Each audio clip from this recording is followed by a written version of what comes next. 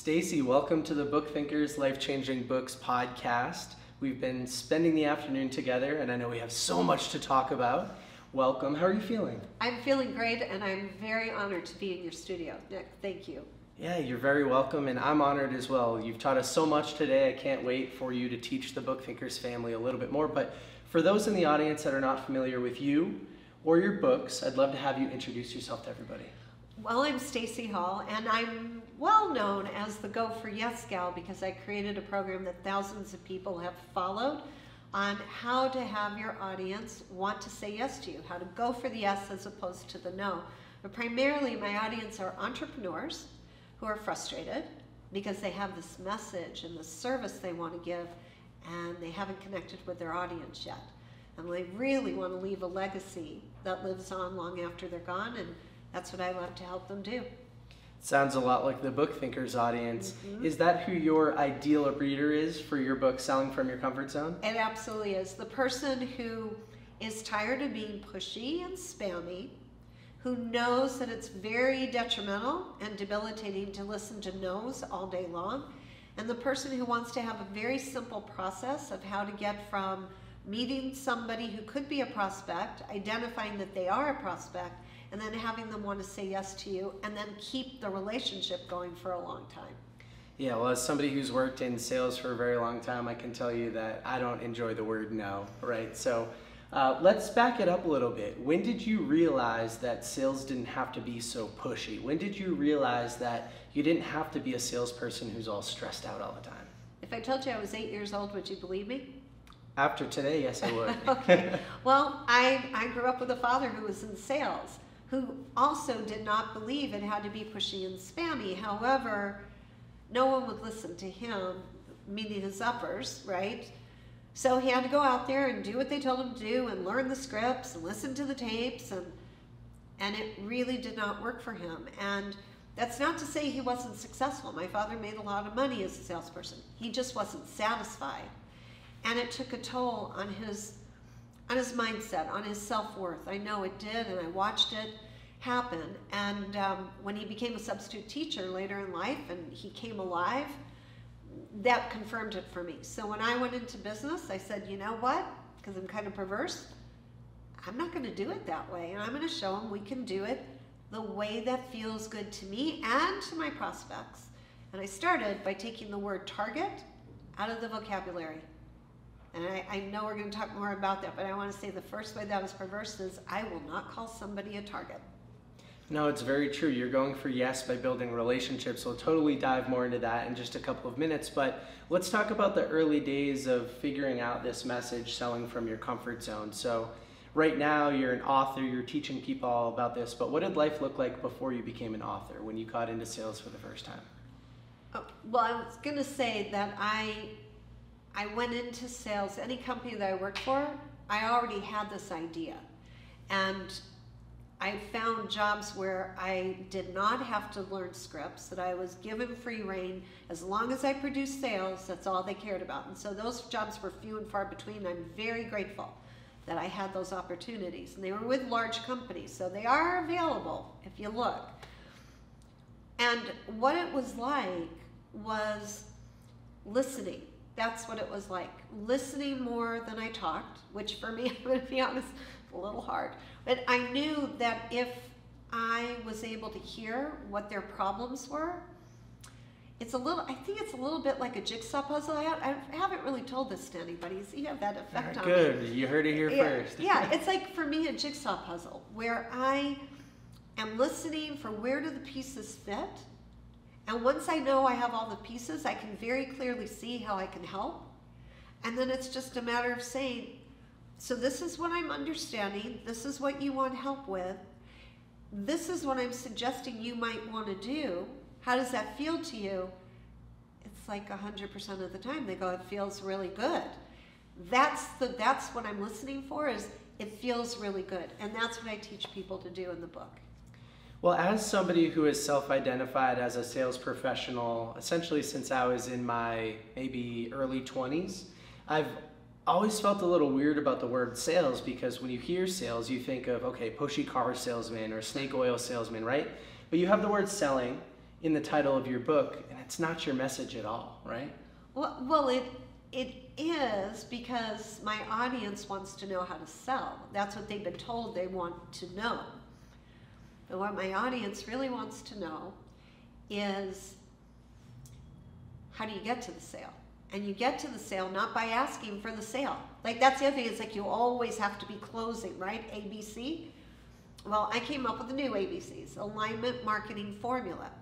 And it is about positioning your message in a way that your audience really wants to hear it, because that's what they've been looking for. Nobody needs another product, Nick. You know that. We have Amazon for that, right? Google for that. What they need are people who completely care about the struggle and are willing to listen. Again, there's that word. It's going to come up a lot. So that when they talk, we're not ready to overcome their objections. We're ready to offer solutions. So I could have said offering solutions from your comfort zone, but I decided to let the audience choose the title, and that was one of the titles, and truly my audience said, no, let's call it Selling from Your Comfort Zone, because that's what we've been waiting for.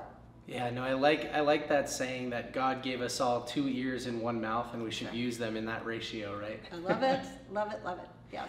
Yeah, so when I was reading your book, one of my favorite takeaways was around the idea of listening, using empathy a little bit more than logic during the sales process. But I've also realized that I should be applying that in my personal relationships. Like with my fiance Rachel, I shouldn't be sitting there listening to what she's saying, ready just to provide a solution and try to sell her on the way that I view the situation. I should at first kind of like apply empathy, try to sit in her shoes a little bit.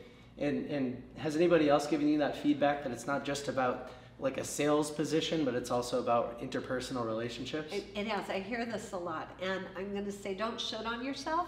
But all of us love to be able to be heard, to be acknowledged. And you said a little bit more empathy than logic. I'm going to say, yeah, we want to have common sense. Common sense says let's have empathy for people, rather than being ready to pounce, right? And if selling is happening between two human beings, then we want to utilize what psychologists and behavior therapists have long known, that is sitting right there for anybody to recognize. And that is, people want to be heard. Even if you don't agree with them, let them get their point of view out, then offer yours. They're going to be more likely to hear it. But if you can find, if I can find, if any of us can find a point of connection, something to agree with, and do it authentically, not like as a methodology, not as a script, a replacement script, but truly, I hear what you're saying and I understand what you're saying. This is the way I perceive it. Is there any chance we might be able to see the world somewhat the same way? People really want to be able to collaborate. Most people, I'm going to say, there might be some that want it all for themselves. But most people would really love to be able to collaborate, have friendships that last for a long time. So however we would treat people any other way, let's treat them that way when we're there, because we actually have a product or service that we want to offer to them. I'm curious if you have any actionable recommendations for improving emotional intelligence, because I think for me, there was a period in my life where no matter how many times I was told you need to have more empathy, you need to listen to what the other person is saying, I would just immediately react. And so there wasn't a lot of space between the input to my brain and my reaction. Is there anything that you can recommend to kind of slow things down for people? Yes. I'll share the same with me, because I've been told I have a quick mind, so I can be there as well, as you just said. I don't think we can teach emotional intelligence, but I do believe that we can step into, and this is an old adage, treating people the way we want to be treated. I hate to be interrupted. I do. It's like, even when I'm supposed to be collaborating and, having fun dialogue with somebody, I hate it. So that's what helped me keep my mouth shut when someone else is talking. There's one other way, and I'm going to say that I notice not a lot of people do this, so I'm going to offer it, and that is when the other person's talking, look in their eyes. Because there's so much energy coming through that isn't what's in the words as well, that to be able to take in all of it requires focused concentration. So looking in their eyes is a way to slow down. And for those of you that are listening only, Stacey and I are looking in each other's eyes. Yeah. Well, I've been trying to improve this skill even as a podcast host, because oftentimes you're thinking, what's the next question? What's the next, especially me, I'm like, what's the next piece of value that I can tee you up to talk about in the middle of our show? But it's also important for me, and some of the world's best podcasters do this so seamlessly, to follow up and ask a follow-up question as opposed to just a hard transition to a new subject. So. Yeah, and how could we do that if we're not really listening, right? So it's the same in a sales conversation. Exactly the same. I know what my products or my services can solve. What I want to hear is, and I'm going to pretend like you're a prospect, right? Okay. And here we are. Maybe we're on a Zoom together, or maybe we actually are sitting over coffee and chatting. And I'm going to say to you, so tell me, what's going on in your world? Not what's going on with this particular thing that relates to my product, but Nick, what's going on in your world? What are some of the things that you're excited about? Okay, so in real time, I'm excited about Book Thinkers, the growth of this business. I'm excited about the house that I just purchased with Rachel, my fiance, and the content studio that we're building. And I'm also excited about my upcoming wedding, which is going to be about halfway through next year. So you're telling me that you got engaged, you have a brand new home, and you're building a studio in it, and you're planning a wedding, and you're growing a business all at the same time. It is a lot, yeah. Okay, so now I'm going to ask you, and I would do this sincerely with a prospect. I'd say, so of all those things, what's your true, I'm going to say priority, and I know Rachel could be listening, but in terms of, have you structured it in terms of priorities? What has to happen first so that the other things can occur? Yeah, I think that the business needs to grow and continue to succeed so that these other things are possible and comfortable and don't stress me out. Okay, and are there any concerns that you have about growing the business? I'm curious, I'd love to know. Yeah, no, there are a lot of concerns. I've never been a great manager. I've never been great at delegating to other people. And so as the team gets bigger, as we talked about, there's now 4 full-time members of the Book Thinkers team. When it's just me and I have control over everything, then life is good. Once other people start to get their hands in the pot and they're helping grow the business, and I'm helping them fulfill their core values and stuff too within the umbrella of the business, but yeah, it's tough. Now, what part's tough for you? Well, not doing everything myself. I can be a little bit of a perfectionist. So learning to delegate. I know the adage that the man that can do the work of 5 people is not as great as the man that can get 5 other people to do the work for him, right? So I'm working on that, and not having to be the face of the business anymore. You know, I'm used to being at every client interaction, handling every email, making sure it all looks great, and yeah, just handing those things off. It creates a little bit of uncertainty. I'm getting used to it though. All right, so do you have anybody helping you be able to manage those thought processes as they come through? Clearly, you're aware of what has to get done, and I was there myself. I'm also offloading, and I'm having the time of my life with it right now, to be able to just have more and more time for myself and do the things that I really love in my business, and not so much the things that I'm either not the best at or take me the most time or cause me the most stress to have found people. But I can also tell you that through that process of learning, I've been helping other business strategists be able to calm those nerves. So if you had somebody that could help you with that, where would you want to start with that? Well, thankfully I do have one person in particular. I have a business coach and mentor. His name's Kevin Horsley.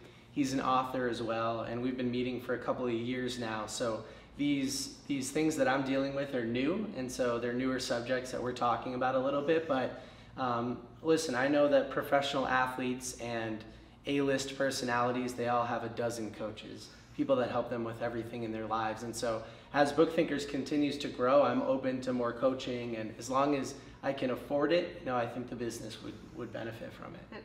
All right, well, I'm going to say to you that I have really loved getting to know book thinkers, being supported by book thinkers myself. I mentioned to you earlier, this is for the audience, I actually mentioned to Nick some areas that I saw where I might be able to come in and help expand. And we're going to explore that more. And when it's time and when it's perfect, I bet we can find out the best way to make it work in your budget and for both of us so that you can expand the business faster. And I get to work with an ideal client. Yeah, no, absolutely. And I know we did talk about it a little bit earlier. For everybody listening, Stacey has some cool ideas for how we can help the authors that we're working with get better prepared for filming and book launch stuff and podcasts. So, right. Yeah. I thank you for going with that role play. That was all. He had no idea we were going to do this. But you can hear, I didn't even say to him, here's what I can do for you. It's like, oh, this is how other people would necessarily do it. Oh, I hear that's a lot on your plate. I don't know if you've ever thought about this, but I could coach you to be able to manage it. He's nodding like crazy. I'm like, yeah. You've heard it, right? Yeah. That's jumping in before you know where the person's really at. He told me he has a coach. I'm like, cool, that's great. If I ever can add anything, I'm here. In the meantime, I'm going to keep watching Nick, all of his reviews. I mean, we're following each other on social media. I'm going to give him shout outs. I'm going to share his stories, and I'm going to show him that I'm really interested in him because he is really an ideal person, not just an ideal prospect. Yeah, it's like that saying, you don't ask somebody to marry you on the first date. You get to know them over time and you learn about them, and then it becomes a stronger potential relationship. That's exactly it. And somebody might call that follow-up. I don't. I call that staying in a relationship. To me, follow-up is, are you ready to go yet, Nick? How are things? You still working with your coach? You ready to sign on with me? That to me is follow-up. Being in a relationship with somebody you like, that's just friendship. I like that. So scratch the word target out of your vocabulary, and then also scratch out follow-up. Exactly. I say lead up. Lead up. Lead, like if I come across them knowing that you're expanding the podcast, knowing that you're expanding what you're going to be doing in terms of videotaping, if I come across information for myself that I think you would enjoy, you know I'm going to send it over to you and vice versa.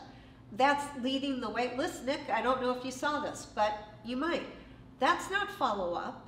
That's like leading you to information that you might want to have. So I definitely have gotten rid of the words follow up. With good reason. So another subject that I wanted to talk a little bit about today was core values. Yeah. We had quite a bit of discussion about them earlier. I'm happy to share mine in just a moment, but why is it important to align your core values with the product or service that you're representing? I'm going to share with you a survey I did. It was an informal survey, but pretty telling. In a large group of entrepreneurs, I asked the question, do you believe you need to get out of your comfort zone to be successful? Not only was almost 100% of the answers yes, I also got cursed at. Only time I have ever been, I must not be doing anything because they say the more you get cursed at, the better you are on social media. But it was the only time I've been cursed at so far that I would even suggest the idea that you wouldn't have to get out of your comfort zone. So I'm going to answer your question right now. I went back to the same group and I said, so would you ever consider getting out of alignment with your core values? I didn't get cursed at, but almost the same number of people and the same percentage was absolutely not. Of course I wouldn't get out of my core values. That was the day that I went, huh. So I went back again and I said, do you believe your core values live in your comfort zone? Again, 100%. This time it was 100%. Yes. Well, if our core values are what we stand on to be in alignment, then I believe our core values are where we believe in ourselves, where we've got great sense of ourselves, where we draw our confidence, where we draw our courage, where we draw our power. And we can use that to live from our comfort zone or sell from our comfort zone or do anything we want in our comfort zone, knowing that we know what to do and not having to go ask someone else who may not have our core values what we should do. Now earlier today you said you didn't want to share your core values because you didn't want to influence anybody, but if people are confused about theirs, can they use your book as a resource to find them? There's a whole list, and it's not an exhaustive list. I would love people to be able to tap into themselves. Everybody knows what your values are. And whether you call them your values or your morals or your belief system, you know what you stand on. In the book, there is quite a list, things like steadfastness, loyalty, integrity, faith, even environmentalism. These are the things that we mean by core values, in case anybody was a little bit confused. But we all know what we stand for and what we stand on. I think sometimes people get a little stressed out about the terms core values or purpose or passion, things like that. And so do you mind if I share some of my core values with everybody? I would really love if you did. Okay, perfect. So these have come from a few different books that I've read over time, and I've done some exercises like the one in your book. And I found my top 5, and I try to feed these on a daily or weekly basis, both within my personal life and the business. And so number 1 is progress. I care a lot about helping other people make progress in their health, their wealth, their happiness, and by connecting them to books that can change their life. Number 2 is impact. I care a lot about positively impacting other people and being of service. When I am and somebody thanks me for that, it creates a sense of fulfillment that is hard to get elsewhere. Number 3 for me is gratitude. I wrote 3 things that I was grateful for every single day for years, and it just changed my mindset from a place of, jealousy and envy sometimes to a place of gratitude. And I love this quote. It's not happy people that are grateful, but it's grateful people that are happy. If you deliberately practice gratitude, you'll be happier. Number 4 for me is family. I care a lot about family. My family is everything. I have a tattoo that says family first. I even call the Book Thinkers audience the Book Thinkers family because that's how much it means to me. And the Book Thinkers team internally behind the scenes is also the Book Thinkers family, as well as my real family. And then the last one for me is discovery. I'm fueled by discovering new things, learning new things, and that doesn't just come in the form of books. I'm the world's biggest fan of international travel. I love traveling. Sometimes I travel half of the year and working from other countries, learning new languages, learning new cultures. So discovery is a really big thing for me as well. And I just know that if the business is aligned with those core values, then I'm in the right place, and your book definitely validates that for me. And I love that you use the exercises, not that you didn't know them ahead of time, but that the exercises revalidated for you. And that's why they're in the book, is to be able to help people know, okay, so I've got my values, now what do I do with them? You walk through steps and you'll know what to do with them. You'll know how to choose companies that you want to work with or for. I knew what Nick's values are. He knows mine. Sometimes when the author puts them out, then people think those are the right ones to have, and careful not to put mine out in public. If you want to know, you can ask me, send me a DM, and I'll tell you what my values are. And I'll ask you what yours are too first. No, I love it. And I think it's important for people to know the same thing for me. My core values don't have to be yours. They might sound fun. I practice them a lot. I pay a lot of attention to them. But the point here with the book is that if you're aligned with your core values in every area of your life, you'll be more successful doing that. So Stacey, I know something else that the Book Thinkers audience would love to hear about is consistency. It's something that a lot of people struggle with in my community, and I'm sure you have some good tips for everybody. I believe that most people struggle with consistency. And it's because of the O word, overwhelm. And overwhelm creeps into just about everything and gets in the way of what we say we want to be able to do, but then all these other things come along. And first, I'm going to ask people to just relax, give themselves credit for what they are able to accomplish. And now let's talk about consistency. So to be consistent requires knowing what to do, when to do it, how to do it. Would you agree with that, Nick? Yes. Yeah. So if for any reason you want to do something and those 3 elements are not in place, you're not going to be able to do it. So I'm going to suggest that everybody write this down. You have to know what to do, when to do it, and how to do it. Otherwise, people become procrastinators. but they're not really procrastinators. And they're not perfectionists either, which is the other one. That's the nicer word for procrastination.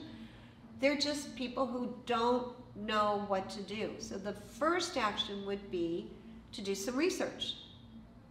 Schedule time to do research. Identify whether you really want to do it. Once you have all the information, decide, do you really want to do it? Maybe you do want it done, but you don't want to be the one to do it. That's when you delegate, right, Nick? In order for you to get to a bigger business, it meant delegating. For me to get to a bigger business, delegating. And so we delegate the things that we don't want to stay consistent at. We want it done, we just don't want to be the ones to do it. All right, so let's say that you decided you are going to be the one who's going to do it yourself, but you don't know how. That's when reaching out to somebody who does know how to do it is important. Not sitting and stewing. And Nick, this might be the hardest part of consistency, because I know there's many people who say to me they have a hard time asking for help. And it goes back to childhood and when we did ask for help and it wasn't given to us, and I'm not making light of that, I know that. But we're adults, and there's a lot of people who are very willing to share their knowledge and their wisdom. They're not our parents. I mean, our parents were willing to share their knowledge and their wisdom, just not always when we wanted them to, right? And I know that's important to you because of family, but I'm saying it just is what it is. But adults, equal adults, there's so many folks that if you just ask a few people, you'll wind up getting more information than you could ever imagine. Nick has been so tremendously valuable to me in that way, and so generous. And but that's what I found in many cases. Even my father, before he died, he had a stroke 5 years before, and he was paralyzed on one side. And so it made getting in and out of a car very difficult, because he was a big guy. I never worried about it. If he wanted to go somewhere, I would ask a neighbor to help me get him into the car. When we got to wherever we were going, I would just wait until someone walked by, and I'd say, could you help me get him into the wheelchair? I don't think one person ever said no to me. It's what we expect. If we expect that people will be helpful, isn't it amazing? They actually show up as helpful. And so that's going to be my advice, are these three things. Figure out if you want to do it, then find out how to do it, when to do it, and exactly what to do. And then add to it belief in yourself and belief in others that you'll be able to do it. The idea that you would just show up somewhere and somebody would always be willing to help your father get out of the car reminded me of, you should always be willing to ask for help, even through social media as well. There have been so many times that I was originally hesitant to reach out to somebody and ask them a question, but I always love to tell people that everybody's more accessible than you think, especially subject matter experts. If you're asking them a genuine question, maybe it's not something that you could just find right on their Instagram feed, but something that's well thought out and you've done a little bit of research and you want their help, you'll always get an answer. Absolutely. And when I'm saying you help, asking for help is not, would you buy this product? Not for the first time, as you said, do you want to marry me on the first date? No, not. Thank you very much. Help would be, I see that you've got a really popular podcast. Could I ask you a few questions about how you got that started and maybe some equipment, anything? Would you be willing to share some tips with me? People will do that. It's amazing how many people will do that. I see that you have very large, I said this to Nick earlier, I said, I'm really amazed at how large your Instagram audience is. And I'm getting there, but it's not going as fast as necessarily, I would love it to. Could I pick your brain about what you're doing? And he said, yes, of course you could. That's what Nick is talking about, is if you think and you take a look at what they've posted, what they're doing, and you ask them about them and what they're doing, and give them a compliment. People love to know that people are watching what they're doing. They've invested a lot of energy in making it happen.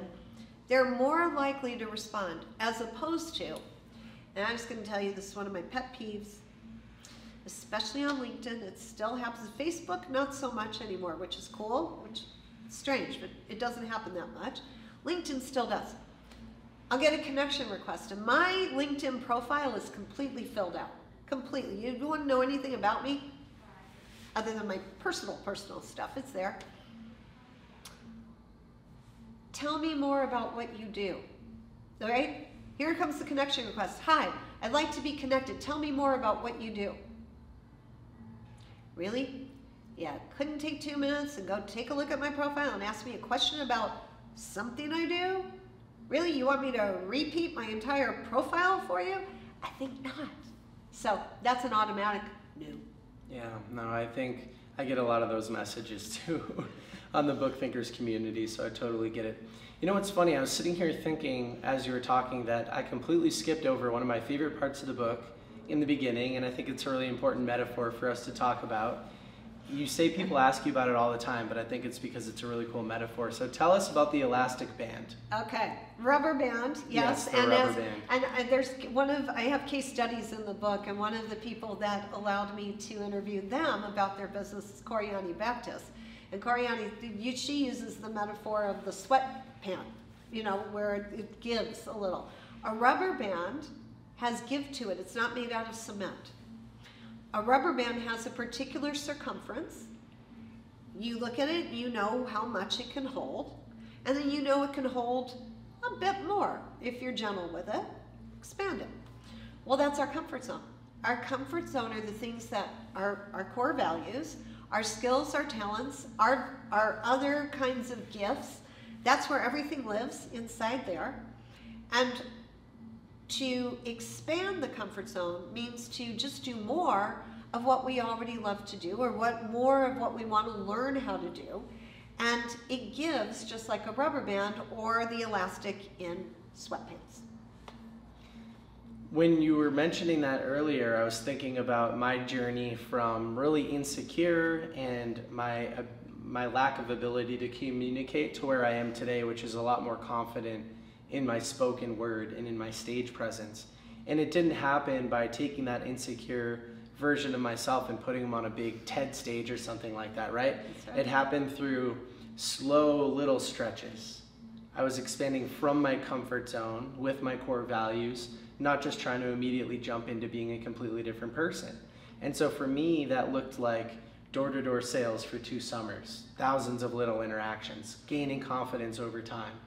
It looked like taking public speaking classes in college, volunteering to present on behalf of the class for sales presentations and things like that, phone sales, in-person sales, getting behind the camera, creating content for social media, and then eventually speaking at a couple small events. And so it didn't happen overnight. It was a slower process of expansion, not just like a complete change, because otherwise I would have snapped and maybe I wouldn't be here today. That snapping is exactly why I chose the rubber band, because that's it. You go expand it too fast, too quick, too strong, it snaps. And people can feel when they're getting close to the breaking point. I mean, that's actually what we say, right? I feel like I'm about to snap. I feel like I'm at the breaking point. But it takes us a bit, if we go slow as you did, it takes us a bit before we ever get there, and what we learn along the way is growth. And so I can match you on that one. People don't believe it now, but I'm actually an introvert. I don't give any indication of that, but I am. It goes back to my teens. That's where I started growing my ability to talk with people. And truly, I was afraid of my own shadow. I was taught to sit there, be quiet, don't open your mouth.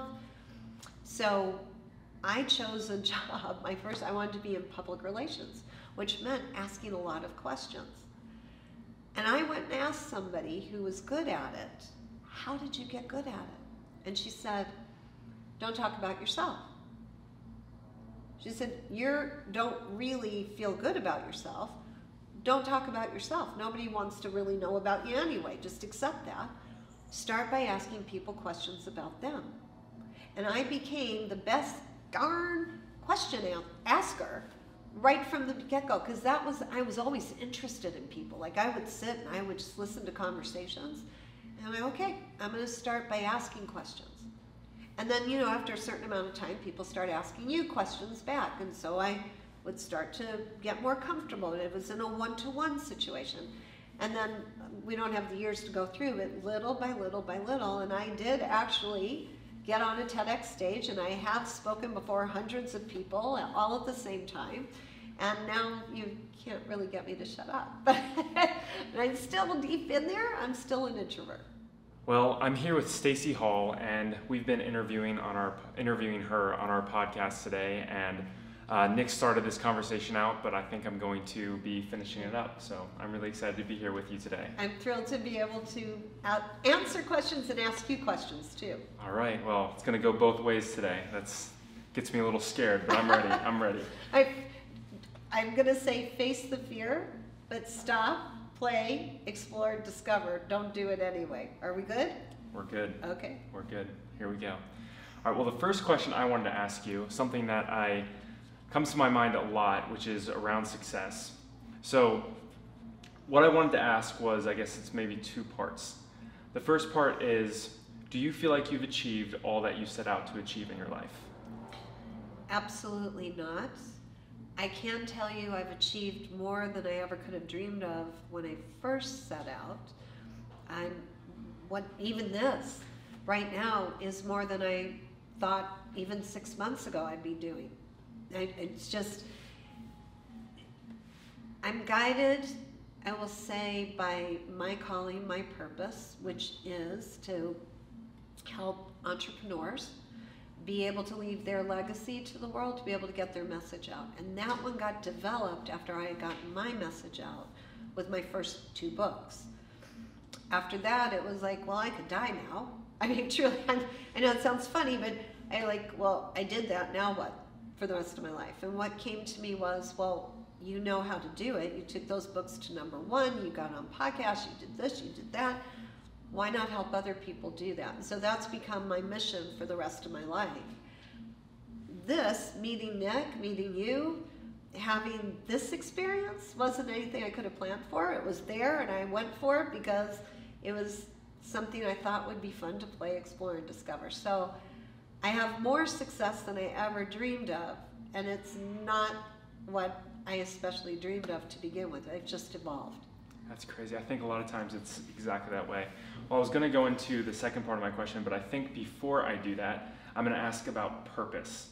Now, in your book, you talk a lot about purpose, and I'm always curious, do you think that we are born with innate purpose? Is it something we find? And if so, how do we find it? My goodness, you ask great questions. Okay, I'm going to take a moment to think about this. Do I think it's innate? I think within all human beings, there is some sort of calling. I think that's why it's called a calling. We're called to do something. For me, I had a very specific experience that let me know what my purpose was going to be. And it was very strange. My parents went on vacation. They didn't want to take me with them, so they had a family friend watch me for 2 weeks. And I was 12 years old at the time, and she was head of public relations for a large electronics company, which doesn't exist anymore. It was really big at one time. And so I would go to work with her every day, and I'd stuff envelopes or whatever, and I was just amazed by her job because she got to write, she got to take company money and do good things with it and then write about it. And to me, that just seemed like, oh my Lord, I was born for that, right? So I was lucky. I don't think everybody gets the chance to know what they were born to do.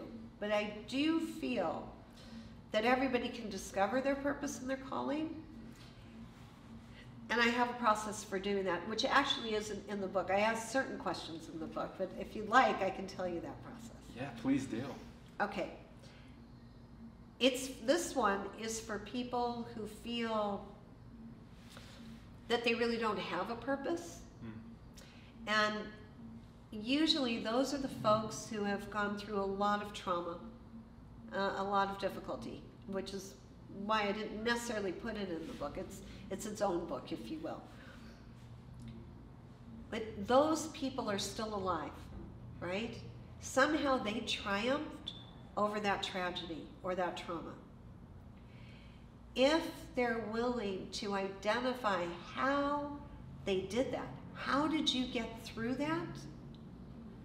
and I say that is your calling and your purpose, somehow you did that when other people couldn't have, and the amount of value and service and help you can give to others is priceless.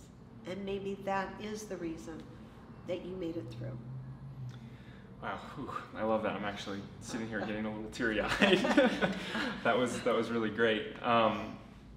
I know over the years I have struggled with that feeling of purpose and meaning, and what does all this mean? You know, we all ask those questions. Something that really helped me, and this was actually something that just recently, I guess, got a little bit more clarified within me, which was great. We went to a conference recently, and one of the speakers asked the question, or told us basically, he's like, who should you serve? And that's your younger self. Yes. And I don't know why that hasn't clicked in the same way it did just last week, but it really clicked then, and I was like, wow, that's something that someone that I need to serve, my younger self. And it's really crazy. This is the first time I'm actually saying this, but last night I was inspired so much by it that I went and I wrote an outline for a book, which I might be writing here now. Yay, that is so cool. That's it. It's either your younger self or the self that you were before you know what you know now, which fits exactly with what I was saying. If somebody really doesn't think so because they've been shut down, figure out how it is that you made it through anyway, because what you have to share will help somebody who's in that position right now and will be again in the future, because humans are humans and we are pretty much the same. We go through a lot of the same experiences with each other. I am so thrilled to hear you're going to be an author. Yeah, we'll see. It's something that I've been thinking about for a long time, and I haven't really been really clear on what message I wanted to get out there, and what I wanted to write about. And it feels like there's so many things I could write about, and it's like, well, what do I write about? So yeah, literally last night, I don't know what it was, inspiration, clarity thing, the stars aligning. I just got clarity on what that is, and I think I'm going to set a goal for it pretty soon. I'm a little scared to do it, but I'll do it. Okay, well, and again, we're coming back to scared and fear, and it sounds like it's very much in your comfort zone, and it's very much connected to your belief system. And you were telling me before that you've got 3 little ones, and if you were going to write this book for them, would you still be scared? Not as scared, no. Yeah. You know, that's a great way to frame it. No, I think that would actually give me all the courage I needed to. I would need. Yeah, because your family, you said to me, they're very important to you. You want to be able to be an example for them. Absolutely. This book is that. It's just, when they're old enough to read it, what do you want them to know? Yeah, well, there's a lot. So we'll see. Well, I didn't want to make this all about me. It just kind of organically came up. And I love it that it did. But, you know, I would love to actually, if you could expound upon fear a little bit. I know you talked a little bit about that with Nick, but so many people, you know, we're talking about staying in your comfort zone. And so many people are so afraid to get outside of their comfort zone that they don't know where to start. They don't know how to go about even getting there. So it seems like you've talked about before, the overwhelm. It seems like that's something that comes up very often because we think that we need to go so far outside of our comfort zone that it seems impossible. So what would you say to somebody that is sitting at home listening to this or watching this? What would you say to somebody that just has a lot of fear about stepping outside just a little bit of their comfort zone? Okay, well, first off, stay in it. Please stay fully. Stay in it fully, okay? I am not saying there's ever a time to get out of it. And I'll give you the example of what. When I say to people, do you know what your core values are? They may not have them in order, but, and I said, or morals or beliefs, they can give me something. Everybody can. Do you know what your strengths are? Do you know what your skills are? Do you know what you're good at? And if they're say, okay, what would your best friend say you're good at? Oh, all of a sudden the list comes, right? This is what we know to be true, and we can stand on it and in it. So that's what I'm talking about, the comfort zone. When I say to somebody, all right, you're going to get out, you choose to get out of your comfort zone. Good. Where are you going? Where is that? Where is that? And they might say to me, well, I've always wanted to skydive, let's say, because it sounds scary and adventurous, right? But they just told me they always wanted to skydive. You're back in your comfort zone. That's something you want to do. That's back in your comfort zone. No, tell me, where are you going to go outside that's outside your comfort zone? What are you going to do that's outside your comfort zone? All of a sudden people are like, I don't know. Right, you don't know, but the person who told you you needed to get out wants you to follow them. That's where you go. You go follow that person's dream, that person's goal, that person's way of doing it. And if they're not around, it's scary because we don't know what to do next. Does this make sense? Am I going too far? I think it makes perfect sense. It makes perfect sense. And you know, I know you had talked about before when you were 8 years old, that was like as early as you figured out that I didn't want to do what my dad was doing, which was being super stressed out all the time. So what do you think that was in you that made you see that thing? Like, is there something super special about you? Do you think anybody can see it?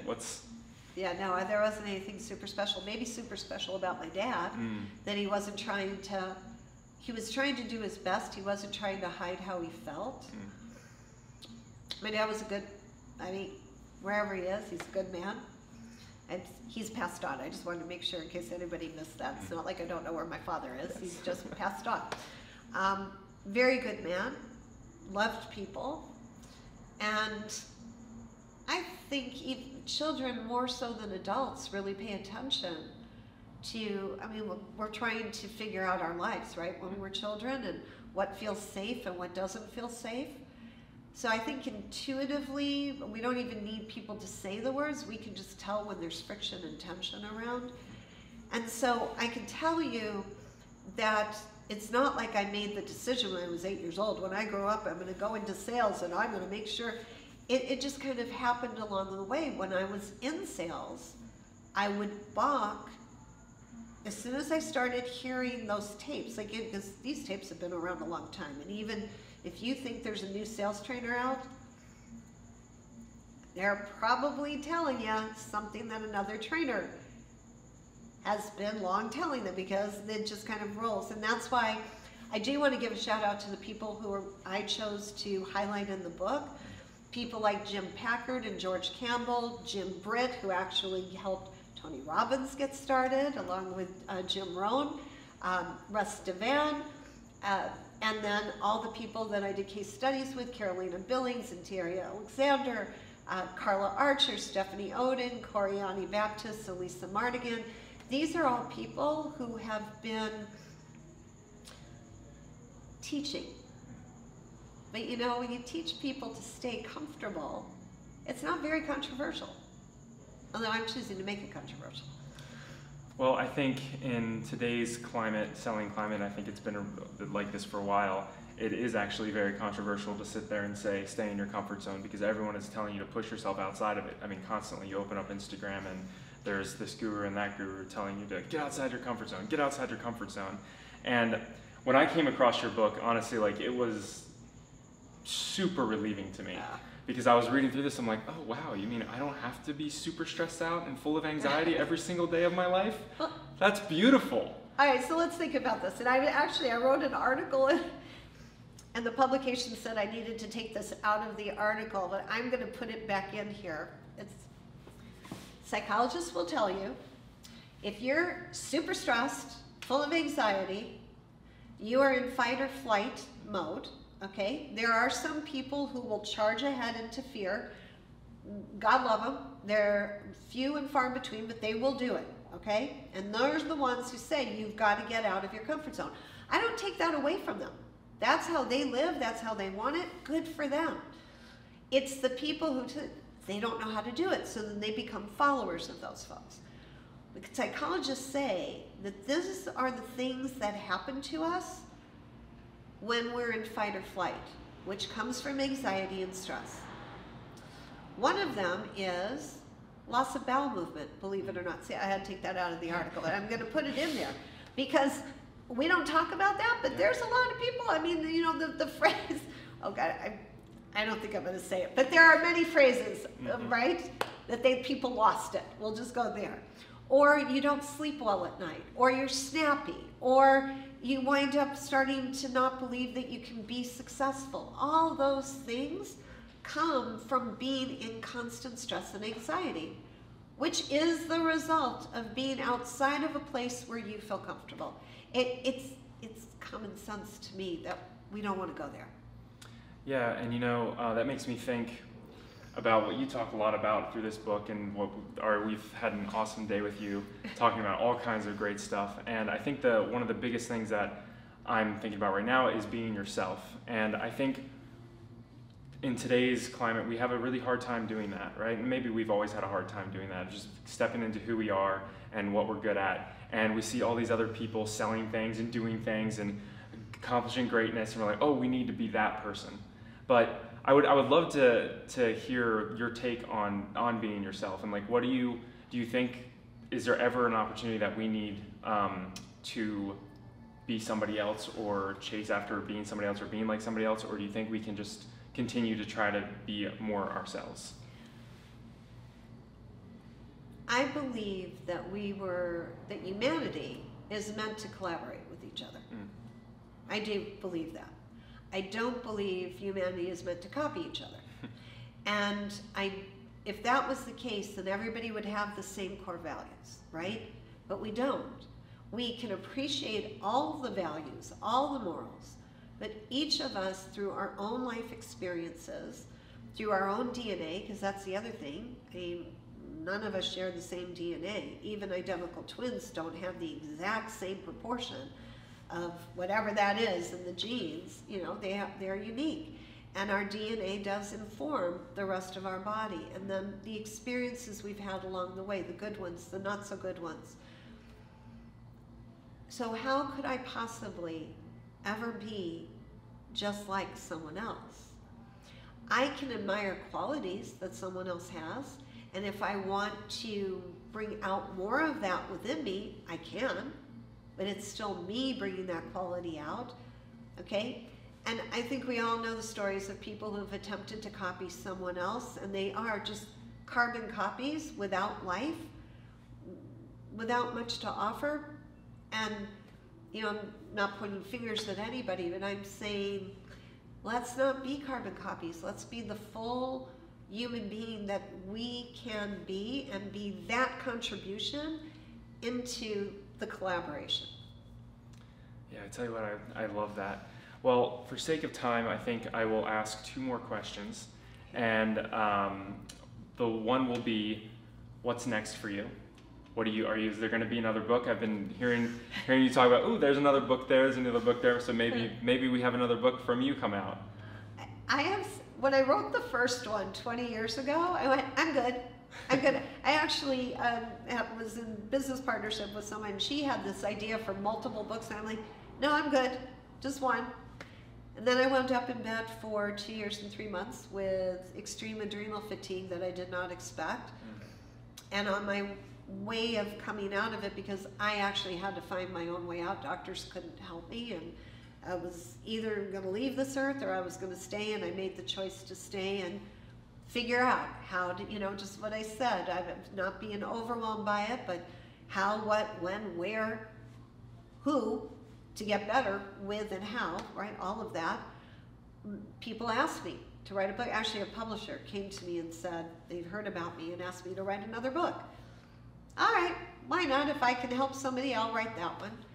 Then I wound up producing 2 books for the network marketing industry, just during COVID. What else was I going to do during COVID, right? But I got this inspiration that there's the books written for network marketers was written primarily by men, and the industry is 97% women. There was a little something off with that percentage for me, and I wanted books that gave voice to many of the network marketers. So both my books have men in them, but to a smaller percentage than the women. And so I produced 2 called the Power of Yes series.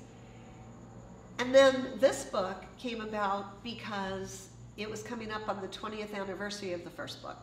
And all I wanted to do, I thought it was going to be easy. I just went to the publisher and I said, you're still selling the book, it still sells, but there's nothing about social media in it. And he said, okay, well, what else do you want to write about? I said, I just want to add the social media part to it. He's like, no, I'm sure after 20 years, you've got something more to say. Sit down, figure it out, tell me. And I put it on the back burner, and here we go.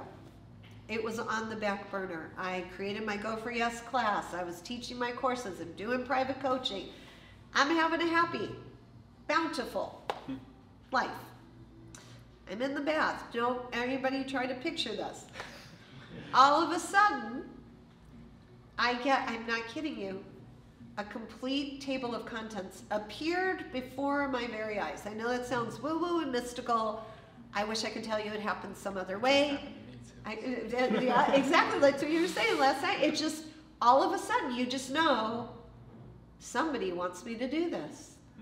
Well, thank you for making it that easy, because I wouldn't have done it any other way. I sat down, I wrote off the table, I literally wrapped the towel around me, went to my office, got on the computer, everything was still there for me to just write it all down, sent it over to him, expecting him to say, nope, that's not it yet, and that would have been fine. And he literally wrote me back in 2 minutes and said, that's it. How did you know? Let's go. I guess I'm writing another book. So long-winded answer to, I don't say never. I don't have another book within me, but I do have a project called Living from Your Comfort Zone, where we go beyond just these principles in selling, and we start action. And Nick is nodding, you're nodding, yeah, I know, it came. So, but I'm not doing it on my own. I have some collaborators, and we're just starting the conversation of what would that look like to bring living from your comfort zone into the world. I love it. Well, I think more people need to live from their comfort zone, be themselves, and read your book, because I tell you what, it was a very fun read, and like for me, it was really just relieving, and it was nice to sit there and finally read a book that wasn't about like the hustle and going until you're burnt out. It was great to read a book that was like, stay within your core values, stay with what you're good at, and just expand upon that. So that's great. So did you have something else you wanted? I just wanted to say thank you. Oh, you're welcome. Well, the last question, I just want to give our readers and our listeners a chance to find you. So where can they go? What can they do? How can they find you? Well, let's start with Instagram. There we go. So on Instagram, I'm Success with Stacey Hall, not my success with Stacey Hall. And you can find me there, and you'll be able to, I'm sure, find this podcast and a lot of reels that I've done with book thinkers there. If you want to find me on Facebook, I'm Stacey Hall 1. The number, there's so many Stacey Halls, and it's Stacey. Got to put the E in there. Hall, Hall, the number 1, and it's the same on LinkedIn, Stacey Hall 1. I am on Twitter, and my website is staceyandhall.com/home, H-O-M-E. Because of the platform I built it on, you got to put that /home at the end. Very good. Well, we thank you so much for your time today. This has been an amazing day, an amazing conversation with you. We have learned a lot, and I know we're going to have a lot more to learn from you. Well, Luke and Nick, I really appreciate the questions you asked. You brought things out of me I haven't shared before, and that's always fun for me. And to everyone, I do hope that if you would like to know more about selling from your comfort zone, I do offer excerpts from it. So on any of those platforms, just ask me, and I'll send you over an excerpt to see if it works for you too. I love it. I think it will work for everyone, for sure. Thank you.